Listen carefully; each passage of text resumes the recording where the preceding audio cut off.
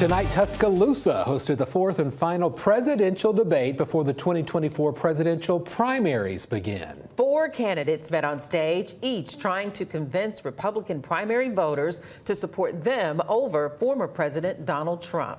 Despite leading by a large margin in the polls, former President Trump has yet to attend a debate. Joining us live from Tuscaloosa tonight, WSFA political reporter Aaron Davis. And Aaron, what do these candidates have to say to the voters tonight?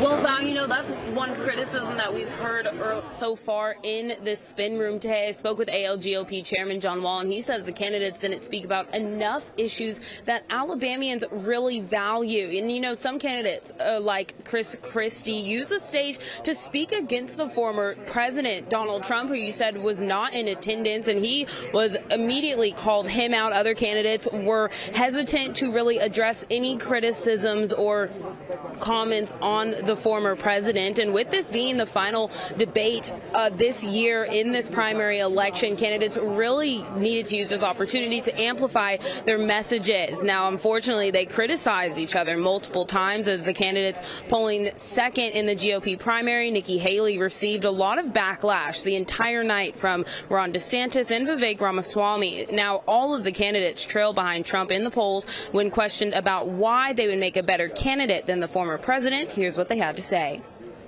I am sick of Republicans who are not willing to stand up and fight back against what the left is doing to this country. You've got to be willing to stand strong, and you've got to be willing to beat these people. Some don't like how tough I am on China. Some don't like the fact that I've signed pro-life bills. Some don't like the fact that I may oppose corporate bailouts. That doesn't matter. That's who I am, and that's why the most conservative grassroots group in the country, Americans for Prosperity, endorsed me last week. We need somebody in the White House who absolutely is going to be a fighter when it counts. It is going to take a leader from the outside with fresh legs from the next generation to unite this country, not the broken politicians who are puppets of the puppet masters. It's often very difficult to be the only person on the stage who's telling the truth. I'm in this race because the truth needs to be spoken. He is unfit. This is a guy who just said this past week that he wants to use the Department of Justice to go after his enemies when he gets in there.